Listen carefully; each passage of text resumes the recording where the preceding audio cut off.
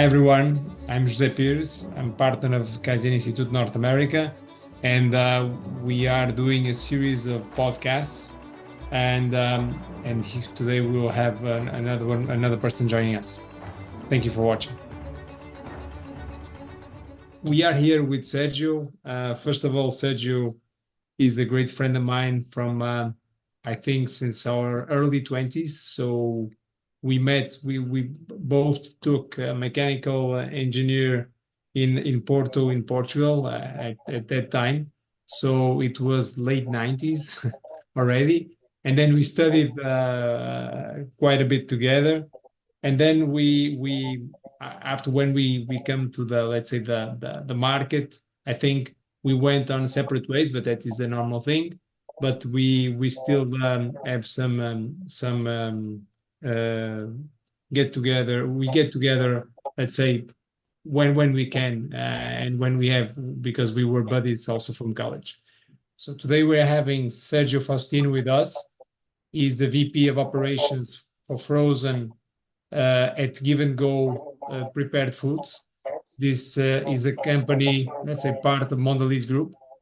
So Give and Go has multiple factories around North America, and there's more than 3,000 people everywhere with the revenue of more or less 1 billion Canadian dollars a year. So Sergio, welcome for joining us.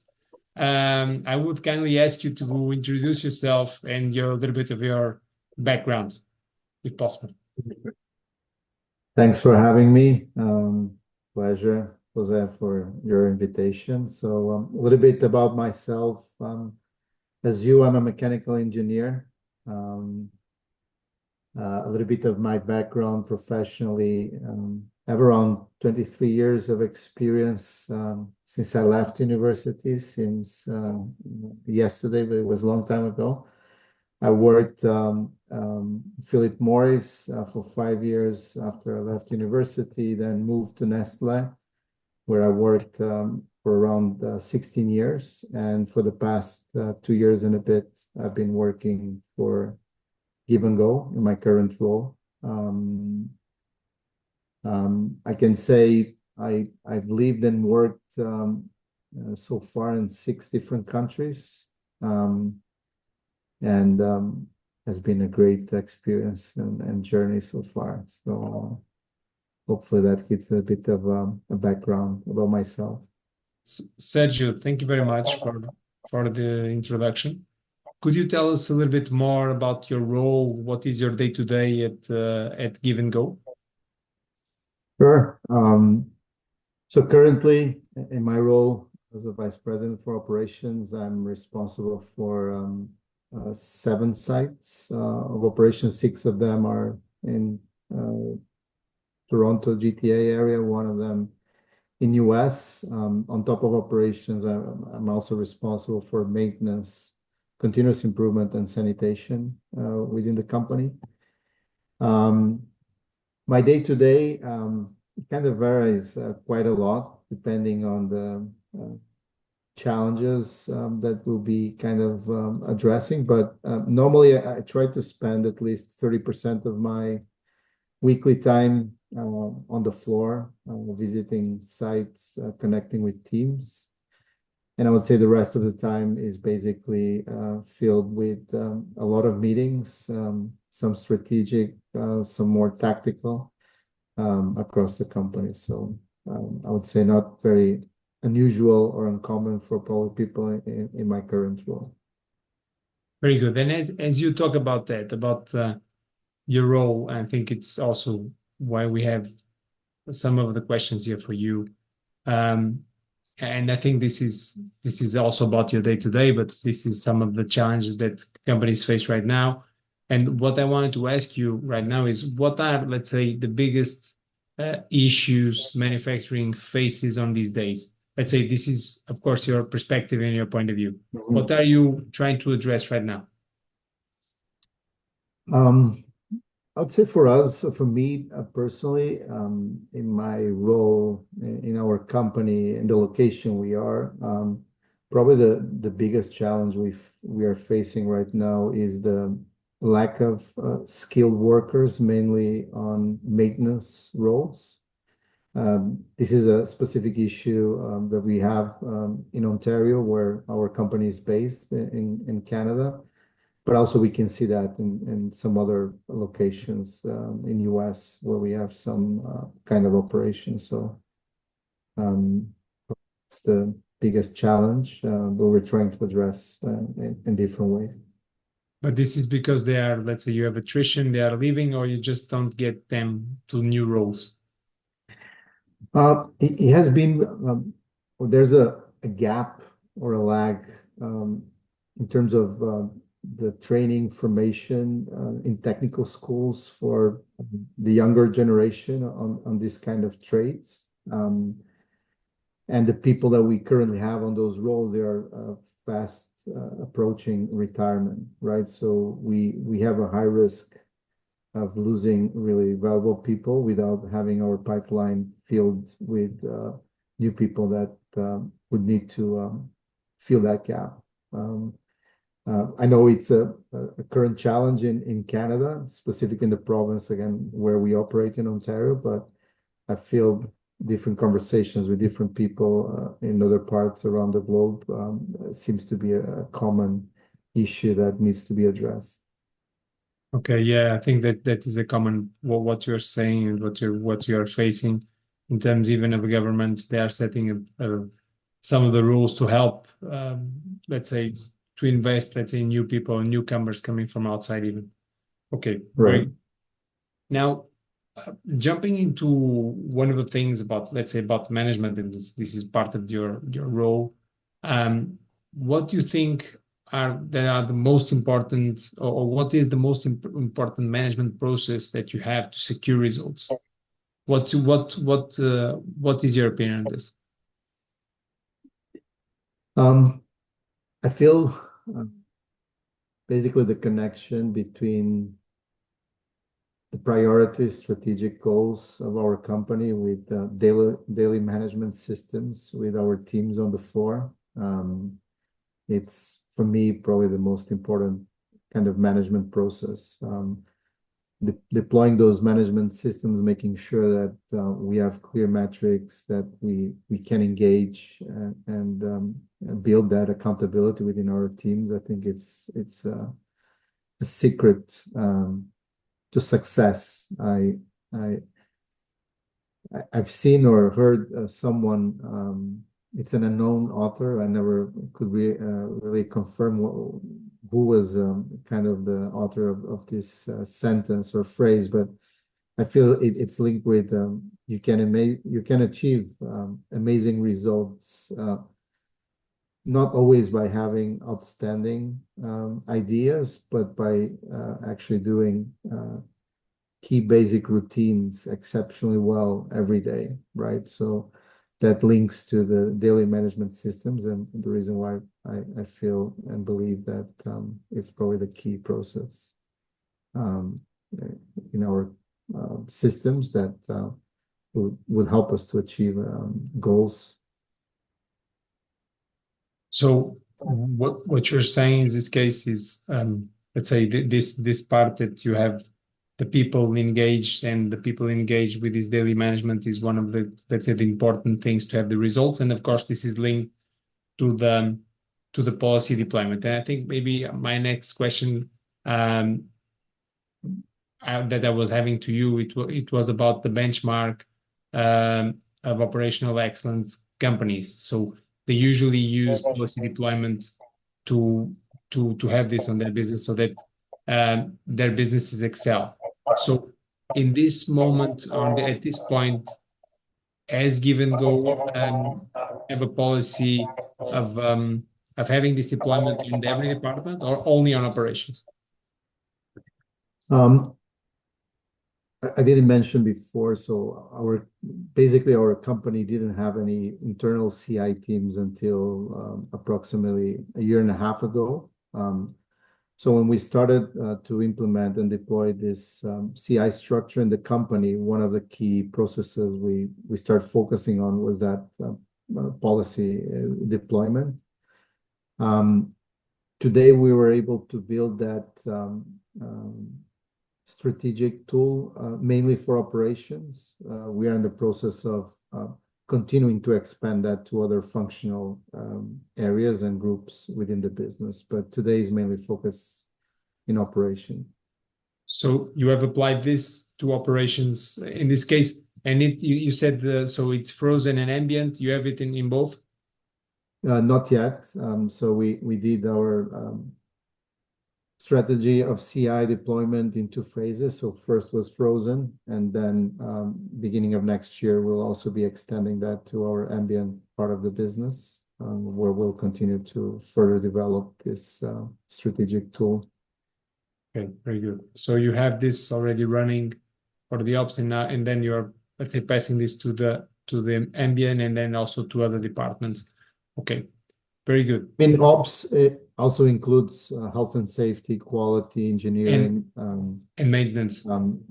Maintenance overall in the company, right? So what we are now doing is bringing that one level down, or in each one of the plans, we are building that same strategic tool so that the leadership teams in each one of the sites, they also have that policy deployment, that strategic plan and tool to guide them in their tracking of results and establishing the strategies to deliver those priorities.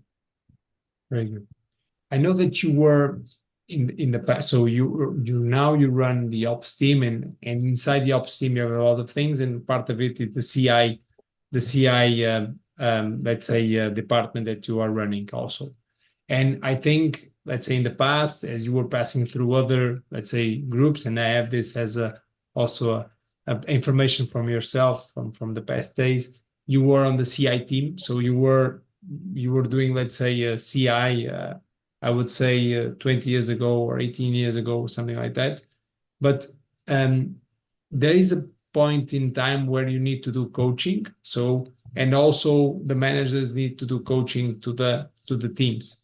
And what I would like you to talk about is, can you talk a little bit about this? How do you coach the management team? What is the best way? Because it's not easy to coach a management team. They always know what to do. I would say it's not easy to coach, or it's kind of a challenge to coach people in specific situations and point of time. I don't consider myself a great coach. I know people that are a lot better in coaching than I am. But I learned over time and basically through probably making more mistakes than having successes, probably the right approaches to it. I see coaching as a key enabler to foster more collaboration and being a channel or venue to achieve some results, also explore other areas of people personal and professional growth. I believe the most key attribute, in my opinion, is to be a good listener in order to be able to make the right questions and then guide people into the solutions that they might be struggling to see or find for specific issues, right? Yeah. We have, let's say, we have our opinion also, and I have my personal opinion, and also the Kaizen opinion are the same, is that sometimes people think that coaches are the guys that go there and say, you do this, you do that, you do that. No, I think there is always an agenda, like you were saying, that people need to let it follow, and then you need to ask them, okay, why didn't this went well? Why is this not going well? Why are you struggling with this? And then in that case, you try to coach, you try to help, but not going there and say, you need to do this, you need to do that. Yes, you need to listen. Right. You need to be, Yeah. You need to listen a lot. You need to have listen a time. lot. And you mentioned a management team, so I'm assuming that question goes more to the challenge of coaching my peers on specific topics or items regarding continuous improvement. I feel a lot of them understand the concepts. They grasp the intention. For a lot of them, might not be their expertise, right? So I think it's really important to also provide people with a bit more clarity and the work that is being done. And by that, I think we'll, again, allow them to ask questions, try to understand, and then provide the direction and the answers that they might be looking for. Okay. So, and also talking about your peers, what is more important is the top management commitment or the CEO commitment? And saying this, maybe I would say 20 years ago the answer would be different, but the organizations change a lot right now, and sometimes maybe the CEO wants to do something, but then the team, if you stumble on the team and the team does not want to do it, is difficult. But so, in your opinion, what do you think about this? I think both are key or important, but if I have to answer, I feel people make the biggest difference in any continuous improvement program, right? And I feel if the management team is not really committed and empowers and energizes the team in that journey, it will be very hard, despite the fact you might have a very committed CEO, but to your point, if management team is not committed, then we'll face a lot of challenges, and the pace of deployment will actually be a lot slower. That's my personal experience. Okay. And I've seen some of the companies, even let's say North American. I'm more often, let's say, in the US part of it, but I see that companies struggle and they dealt with change. So I'm right now I can see we had a management meeting from Kaizen just 2 days ago. 2 days ago, no, the past week, and they were telling me, oh, this company is passing right now to reorganizational changes, and this company is passing to reorganizational changes. So a lot of them, let's say, sometimes struggle to find the best team, to find the best, let's say, commitment to do this. Okay. Yeah. Tell me one thing also, and about this subject. What are sometimes you have the team, but sometimes you have the commitment of the CEO, the commitment of, let's say, part of the team, but you don't have commitment from all of the team. So what are the pragmatical ways to have the top management commitment? And by saying that is like having everyone aligned on this. What That's is the a ways to do this?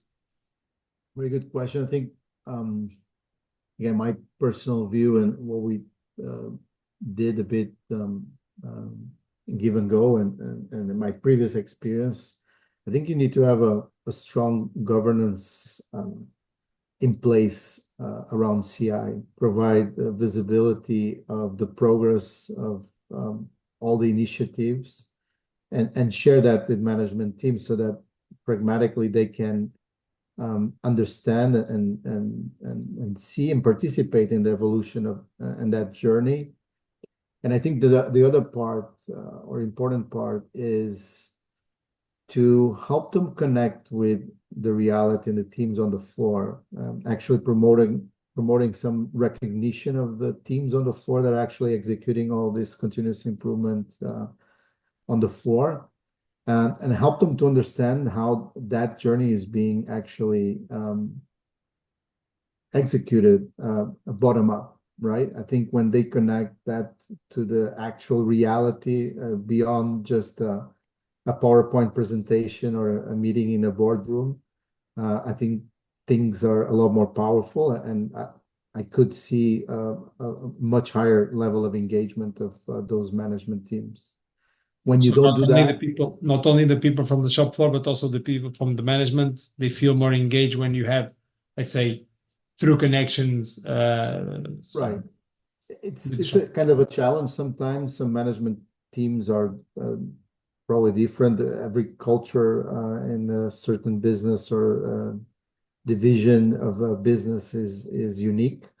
But I always try to encourage and bring some of those especially key stakeholders on the management team to the floor, to kind of show what the good work that people and the continuous improvement teams on the floor are doing, and I think that provides a lot of good insight.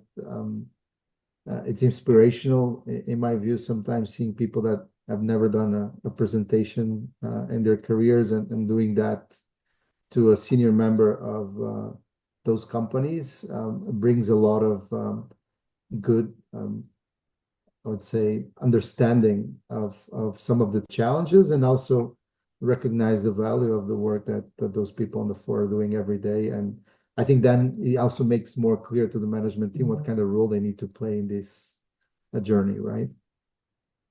Very good. Very good. Yeah. I think one of the questions that I had to you part of it, you have, let's say, answered it, but at this point in time, so the daily management is part of the, let's say, the ops of frozen team, or let's say the ops of frozen, let's say it's running the daily management. Now you're passing for the ambient and the other ones, but here you are including also the top management teams.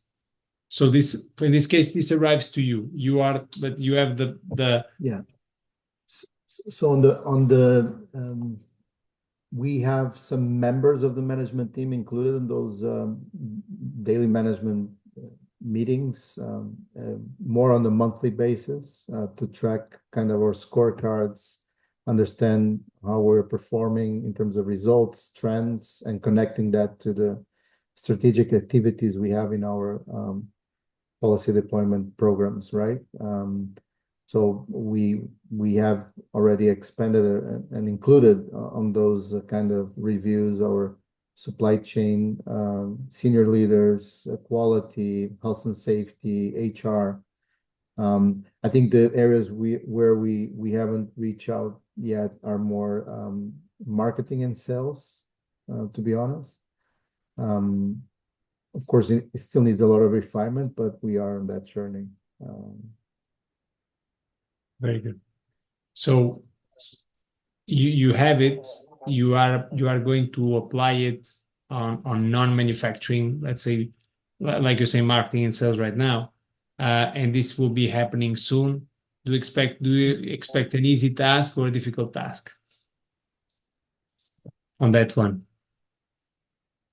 I think it's always a little bit more challenging, as people probably don't have in their experience, in their backgrounds doing those roles.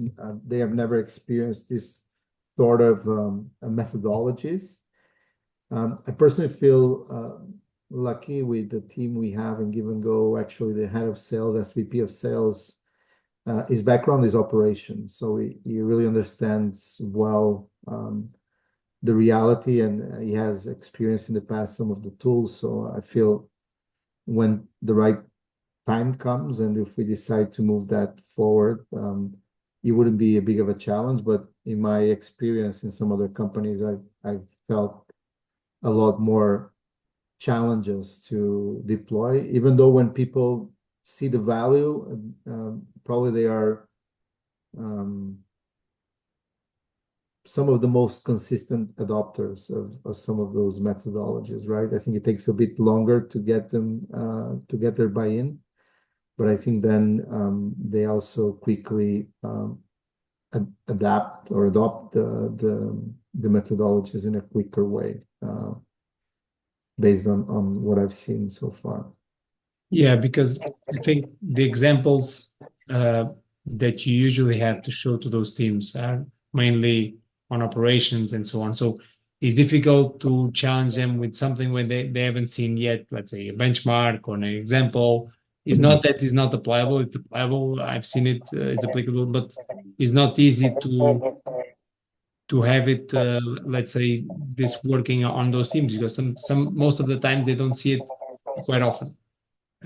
So Sergio, and about, you talked about the lean team, that the CI team that you have. And I know that those teams usually they get quite a chunk of time to do training by themselves. But I had one question to you, that is, what are your thoughts about training the team? So because my personal experience in North America is you have a lot of companies focused on getting their teams with their certificates and so on to move forward. We always think that the best way, okay, is to have quite a bit of training, but also practice it on the shop floor, because if not, you're not well trained. So what is your, let's say, what is your point of view and what is your standard in give and go? So I would agree with you. I'm a very big fan of simplicity and being a bit more pragmatic. I feel in Give and Go and probably in any given other company in North America, but also in any other part of the world, 80% of the issues can be solved with really basic tools or methodologies, right? So we try to focus basically our trainings with our teams on site more on understanding kind of basic principles like loss trees, knowing how to properly use a 5Y and a Ishikawa or fishbone diagram are basically our focus. We have no plans by now to expand those into more complex tools, because we honestly believe that the majority of the issues and the opportunities we have, if we apply those powerful tools, basic but powerful really well, we'll be able to achieve and progress or make the progress we need in our continuous improvement journey. So there's a tendency sometimes to underestimate, or people feel more attracted. I would say it's more sexy to have more trainings on more complex tools, but also depending on of course, the maturity of the organization. If you have been in a continuous improvement journey for 10, 15, 20 years, your people might be already at a level where they will be able to make a good usage of more complex tools. In our case, I think we are still giving our first steps on that journey, and the focus is really on training and development on more simple tools and making sure we can use that exceptionally well every day or when required, right? So what you say is sometimes we can cover 80% of, let's say, our issues or our attack areas that we need to attack only with 20%, let's say, of the toolkit that we need to use. So, but that is important. And the other thing is we also need to engage, let's say, all the people around. It's not, and I think you said this previous on our podcast. It was that we need robust processes. We don't need only smart people, or we need robust processes.